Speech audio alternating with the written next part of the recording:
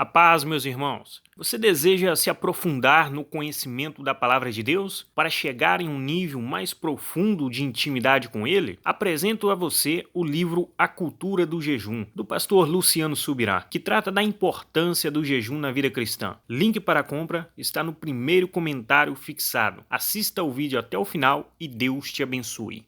Vocês estão prontos? Então abra sua Bíblia em Romanos, no capítulo 6. E nós vamos ler os versículos 22 e 23. O texto sagrado diz assim: agora, porém, libertados do pecado, transformados em servos de Deus, tendes o vosso fruto para a santificação e, por fim, a vida eterna. Porque o salário do pecado é a morte, mas o dom gratuito de Deus é a vida eterna em Cristo Jesus, nosso Senhor. Por que começar por Romanos 6, 22 e 23? Em primeiro lugar, porque no versículo 22, ele fala de um fruto para a santificação. E santificação é o nosso trilho, né? É o nosso tema, é o nosso foco a ser trabalhado e desenvolvido aqui. Mas unir o versículo 22 ao 23, que obviamente é uma continuação, é parte do mesmo raciocínio, tem o propósito de mostrar que santificação não é um assunto desconectado de salvação. Quando nós lemos o verso 23, porque o salário do pecado é a morte, mas o dom gratuito de Deus é a vida eterna em Cristo Jesus, é óbvio que ele está falando a respeito de salvação. No entanto, muitos crentes acreditam que salvação é uma experiência a ser vivida na hora da conversão e que santificação é uma outra experiência a ser vivida depois, na fase do crescimento espiritual. Eu quero te dizer que isso não é verdade. Santificação é um dos aspectos da salvação. É obra da salvação. No momento que alguém se converte, ele está vivendo uma experiência de santificação. No momento que ele passa para uma fase de crescimento, ele está vivendo outra etapa da santificação. No momento em que o Senhor Jesus vier, voltar, para completar, né, aquilo que eu gosto de chamar de, para vivermos o desfecho de toda a obra da redenção, ainda haverá uma etapa de santificação. A etapa, né, inicial, essa do meio, a final, todas elas compõem um grande projeto de Deus para a santificação do homem. Então, eu quero que a gente possa olhar para essas coisas juntos. Mas a outra razão de ter escolhido Romanos 6, 22, é porque nesse versículo, Paulo consegue conjugar os três tempos verbais. Nós temos aqui no início declarações que estão conjugadas no passado, depois no presente, e depois Paulo aponta para o futuro. Isso nos ajuda a entender o que no tópico 1 aí da apostila nós estamos chamando de enxergando o quadro todo. A ideia é que a gente consiga enxergar um processo com todas as suas etapas. Isso envolve os tempos passado, presente e futuro. Quando Paulo diz assim, ali no versículo 22, libertados do pecado, ele está conjugando isso no tempo passado. Transformados em servos de Deus, pretérito. Está falando de algo que já aconteceu. Mas logo depois ele usa a frase, tendes o vosso fruto para a santificação. Então, quer seja aí a conjugação do verbo ter, quer seja referindo-se à santificação como um processo que ainda está em andamento, Paulo agora transiciona para o tempo presente. Mas depois, quando ele diz, e por fim, a vida eterna, apontando para aquilo que nos aguarda lá na frente, ele agora começa a sinalizar o futuro. E tanto a obra de salvação, como santificação, como o aspecto da salvação, ela envolve esses tempos, né? Eu gosto de me referir a eles como os tempos da nossa experiência de salvação, os tempos da nossa experiência de santificação. Um dia desse, um rapaz me perguntou, pastor, às vezes eu fico meio confuso quando eu estou lendo a Bíblia. O que parece que em algum momento salvação está conjugado no tempo passado.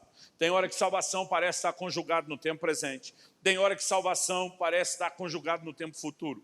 Então a pergunta que ele me fez foi, qual é o tempo verbal correto? Eu falei para ele, não é um ou outro, são todos eles. Então nós colocamos aí na apostila a transcrição de alguns textos para agilizar. E a gente mostra aí para você textos, né, que mostram essa clara distinção dos tempos da própria salvação. Passado, colocamos aí Atos 15, 11, que diz, mas cremos que fomos salvos pela graça do Senhor Jesus, como também aqueles o foram. Fomos salvos, tempo passado. Já em 1 Coríntios, no capítulo 1, no versículo 18, Paulo enfatiza o tempo presente. Certamente, a palavra da cruz é loucura para os que se perdem, mas para nós que somos salvos, poder de Deus. Agora, diferente de fomos, a afirmação é somos. Mas também há textos que apontam para o futuro. Como Romanos capítulo 5 e versículo 10, que diz assim: porque se nós, quando inimigos, fomos reconciliados com Deus, mediante a morte de seu Filho, estando já reconciliados, ele diz muito mais, estando já reconciliados, seremos salvos pela sua vida. Agora aqui a frase, seremos salvos pela sua vida, está no futuro. Embora ele fala de reconciliação no passado, como algo que já aconteceu. Ele fala de um seremos salvos, apontando para o futuro. Logo, a experiência de salvação e igualmente a de santificação, ela abrange todos os tempos. Isso nos ajuda a enxergar algo maior. Porque alguns estão tentando enxergar ou enfatizar apenas uma parte. Quando eu falei para esse jovem, todos os tempos estão corretos, ele disse, mas como? Eu falei, é só você entender que uma parte do processo já aconteceu, outra parte do processo está acontecendo, e uma outra parte do processo ainda irá acontecer.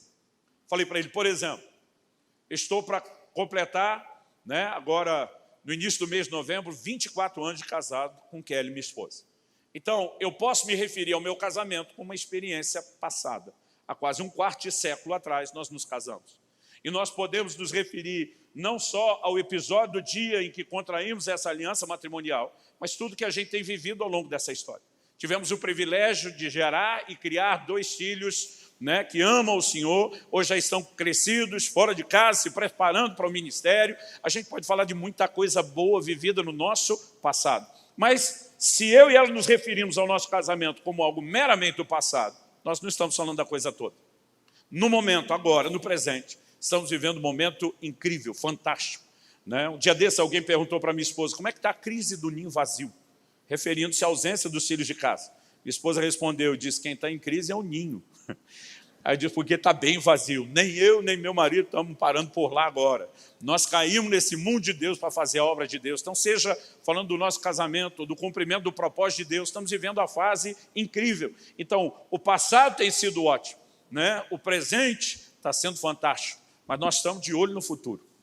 Decididos não só a envelhecer juntos, honrando a aliança do matrimônio, mas cheios de sonhos, por conta das promessas que Deus tem trazido ao nosso coração e daquilo que nós queremos fazer para Deus. Então, eu não posso dizer que é uma experiência só do passado, nem só do presente, e nem projetar algo só para o futuro. Mas eu acredito que eu posso olhar e dizer, tem algo fantástico no casamento que já aconteceu, tem algo fantástico no casamento que está acontecendo, tem algo fantástico que ainda vai acontecer.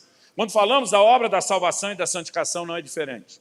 Então, alguém afirmou, essa frase se tornou muito conhecida na teologia, e eu sequer sei citar a fonte, mas se diz repetidamente, fomos salvos, estamos sendo salvos e seremos plenamente salvos, porque todas essas declarações cabem no projeto da salvação, que tem todas essas etapas. A segunda coisa a ser considerada é que, apesar de podermos nos referir a essas etapas da salvação, da santificação em termos de tempo, às vezes a Bíblia usa outra terminologia. Por exemplo, em Filipenses, no capítulo 1, no versículo 6, o apóstolo Paulo diz assim, eu estou plenamente certo de que aquele que começou a boa obra em vós, há de concluí-la ou completá-la até o dia de Cristo Jesus.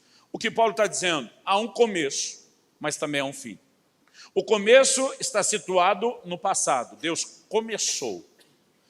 O fim está situado no futuro, ele há de completar, ele há de concluir. Então, talvez, a partir dessa perspectiva de Paulo, nós podemos não só tomar liberdade de acrescentar que se tem um começo e tem um fim, tem um meio, e que se a experiência do começo é passada e a do fim é futura, então a do meio é o tempo presente. Então, talvez falar de começo, meio e fim seria uma outra terminologia, uma outra roupagem para falar da divisão dessas etapas de passado, presente e futuro. Pastor, o que é o começo? É a experiência da conversão. O que é o meio? É a fase de crescimento espiritual que devemos viver. O que é o fim? É o desfecho da obra da redenção. Daqui a pouco nós vamos dar um nome específico para isso, explicar um pouquinho mais, e vamos chamar isso de glorificação. Agora, no ensino de Jesus, nós já vemos uma roupagem, uma terminologia diferente. Em Mateus, no capítulo 7, Nos versículos 13 e 14, Jesus fala a respeito de uma porta e um caminho estreitos que conduzem à vida eterna. Quantos lembram do texto? Ele também fala de uma porta e um caminho largos, portanto é outra porta e outro caminho, que conduzem a um outro destino completamente diferente. Ele diz que conduz à perdição. Então vamos deixar de lado o assunto da perdição, que não é o que nos interessa, e falar desse da vida. De acordo com Jesus, a vida cristã tem pelo menos 3 etapas: porta, caminho e esse destino, que eu prefiro chamar de alvo. O que é a porta? É o começo de tudo. Em João 3,5, Jesus diz a Nicodemo: se alguém não nascer de novo, não pode entrar no reino de Deus. Então existe uma entrada, existe um ponto de partida, existe um início. E esse início é vivido a partir da experiência de conversão ou do novo nascimento.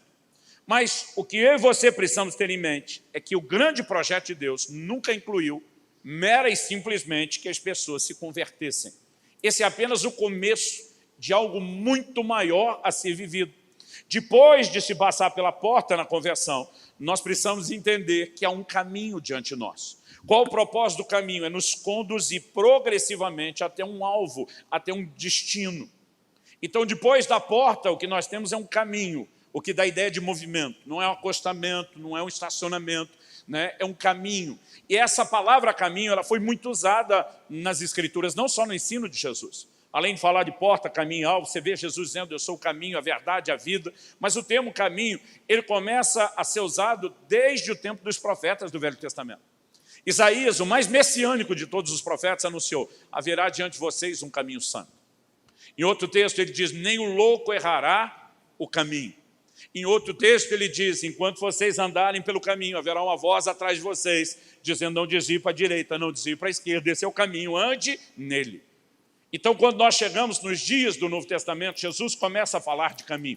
E como é que os apóstolos se referiam à nossa fé, ao que hoje nós chamamos de cristianismo? Se você der uma boa olhada no livro de Atos, você vai perceber que o que nós chamamos hoje de cristianismo, eles chamavam de o caminho. Atos 9:2 diz que quando Paulo estava indo a Damasco, ele tinha a carta dos líderes, das autoridades dos judeus, para prender aqueles que eram parte do caminho. Atos 19:9, alguém de fora, falando mal dos nossos irmãos, diz: é a seita intitulada o caminho. Os de fora estão dizendo que a seita era intitulada o caminho. Por quem? Pelos próprios participantes dela, nossos irmãos convertidos. Então essa ideia de caminho, ela foi largamente difundida. E nós precisamos entender que ela apresenta uma alegoria, uma ilustração. Depois da conversão, há uma caminhada. Paulo diz: esquecendo-me das coisas que para trás ficam, avançando para as que estão diante de mim. Prossigo. Ele fala de movimento. Prossigo para onde? Ele diz: para o alvo. O que nos aguarda no final do caminho? O alvo ou o destino. Qual o destino? Paulo diz: eu prossigo para o alvo, para o prêmio da soberana vocação de Deus em Cristo Jesus. Em 1 de Pedro, no capítulo 1, no versículo 9, ele diz: para que alcanceis o fim da vossa fé, a salvação das vossas almas. Uma outra tradução diz: o objetivo final da vossa fé. A NVI traduziu: o alvo da vossa fé. Então nós estamos num movimento contínuo, depois de passar pela porta, em direção ao alvo. E essas 3 etapas da vida cristã, elas podem ser chamadas por várias nomenclaturas: passado, presente, futuro, começo, meio e fim, ou como vimos agora, porta, caminho e alvo. Mas qual é a terminologia que nós vamos usar? Nenhuma delas. Pastor, então por que gastou tempo falando de todas elas? Para te mostrar que na Bíblia isso é um padrão. E quando nós temos algo que há uma informação repetida nas Escrituras o tempo todo, eu compreendo que Deus não queria apenas nos dar informação, mas Ele já está entrando no terreno da ênfase. E se a ênfase, a importância em reconhecer aquilo que está por trás do padrão. Alguém disse que na corrida da santificação, como qualquer outra corrida, nós temos essas 3 etapas. Né? Isso talvez seria uma ilustração moderna, sem o linguajar bíblico, mas que nos ajuda a entender a mesma dinâmica. Todo corredor sabe que uma corrida tem largada, desenvolvimento e linha de chegada. Se você perguntar a um corredor qual é a parte mais importante da corrida, ele vai rir de você. Ele vai dizer: a corrida não tem uma parte mais importante. A corrida toda é importante. Porque se você negligenciar qualquer aspecto ou parte da corrida, você não vai cumprir o propósito. Então, se alguém não largar bem, já fracassou de saída. Mas se largar bem, mas não desenvolver bem, também não adianta. Mas se largar bem, desenvolver bem e não cruzar a linha de chegada, também não adianta. Então, para que ele seja bem-sucedido, ele precisa de todas as etapas do processo. Quando falamos da corrida da santificação, nós queremos dar ênfase nessas três partes. O que é a largada é o começo. O que é o desenvolvimento é o meio. O que é a linha de chegada é o fim. Ou, nas palavras de Jesus, a largada é a porta. O desenvolvimento é o caminho, né? E o fim nós podemos chamar de o alvo ou o destino. Na linguagem dos tempos verbais, a largada é o passado. O desenvolvimento é a experiência do presente. E a linha de chegada é a experiência do futuro. Mas a forma como nós vamos nos referir a essas etapas, e nós destacamos isso no segundo tópico aí da apostila, né? As etapas da santificação, vai ser usando uma terminologia mais teológica do que só bíblica, né? Alguns desses termos teológicos não foram tirados de um versículo específico, mas eles retratam o que a soma do ensino bíblico nos proporciona. Então, eu quero me referir a cada um desses períodos, chamando eles especificamente de uma etapa da santificação. E o que nós vamos usar, até a razão pela qual eu vou evitar, por um lado, usar uma terminologia muito técnica da teologia, e por outro, nós vamos evitar descartar toda a terminologia dela. Por quê? Talvez você tenha 2 ou 3 meses de fé, talvez você tenha 2 ou 3 anos de fé, talvez você tenha 20 ou 30 anos de fé, mas a igreja do Senhor Jesus tem mais de 2000 anos de história. E por trás de nós há muito legado. Há um legado doutrinário, há um legado histórico, e muitas vezes ignorar o que aconteceu antes de nós nos leva a repetir erros desnecessários. Ao longo desses mais de 2000 anos de igreja, algumas coisas que hoje em dia as pessoas estão chamando de revelação, como se fosse uma coisa nova, e que Paulo lá em Efésios classificava isso de ventos de doutrina, é nada mais, nada menos do que a repetição dos mesmos velhos enganos que há mais de 2000 anos batem na nossa porta. Erros doutrinários que já foram refutados repetidas vezes ao longo da história. Não só pelos apologistas, eruditos, mas muitas vezes por gente simples, mas profundamente comprometida com a palavra de Deus, que se posicionava e dizia, esse engano não vai seguir adiante, não vai entrar na igreja, não vai afetar os nossos, e nós precisamos entender a importância do que Paulo chama dessa doutrina. Então, a nossa preocupação envolve desde respeitar esse legado teológico, como também tentar construir algo prático e fácil de entender. Então, os termos que nós vamos nos usar para referir a essas 3 etapas da santificação serão santificação inicial, santificação progressiva e santificação final. É só uma outra forma de falar de passado, presente e futuro, começo, meio e fim, porta, caminho e alvo, ou largada, desenvolvimento e linha de chegada. Então, vou pedir que você repita comigo esses termos. De vez em quando alguém me pergunta, pastor, esse negócio de repetir é espiritual? Eu digo, não, é didático. É só para te ajudar a lembrar mesmo. Então, diga comigo, aumente aí uns 12% o volume da voz do que você pensou em falar antes. E diga comigo, santificação inicial, santificação progressiva, santificação final. Então, essas são as 3 etapas que compõem um processo todo. Qual é o menor resumo dessas etapas? Vamos começar pelo menor resumo. Santificação inicial é a experiência da conversão. Santificação progressiva é a experiência de crescimento na fé. Santificação final é o desfecho da obra da redenção, o que Romanos 8:23 chama de a redenção do nosso corpo. E claramente ainda não aconteceu. Nós vamos mostrar daqui a pouco, provando isso biblicamente, que esse evento está reservado para o momento da segunda vinda de Cristo e tem grande importância no desfecho da obra da redenção. Como sabemos que santificação inicial é algo relacionado com a conversão? Em 1 Coríntios 6, nos versículos 9 e 10, o apóstolo Paulo faz uma relação de várias práticas de pecado. No versículo 10 ele termina dizendo, os que tais coisas praticam não herdarão o reino de Deus. Mas ele entra no versículo 11 de 1 Coríntios 6, dizendo assim, e tais fostes alguns de vós. Com essa frase, e tais fostes alguns de vós, ele está dizendo, essa era a história de muitos de vocês. Esse era o currículo de muitos de vocês. Mas na sequência, depois de dizer, e tais fostes alguns de vós, ele diz, mas fostes lavados, mas fostes santificados, mas fostes justificados em o nome do Senhor Jesus e no Espírito do vosso Deus. Então essa expressão, foste santificado, no passado, falando de algo que já aconteceu, tem que ser situado em um momento específico da cronologia de vida cristã. Qual? Ele usa o termo foste santificado junto com fostes lavados. Quando acontece esse lavar, o próprio Paulo que está afirmando isso é a pessoa mais indicada a responder. Em outra epístola, Tito, capítulo 3, versículo 5, Paulo se refere ao lavar da regeneração do Espírito Santo.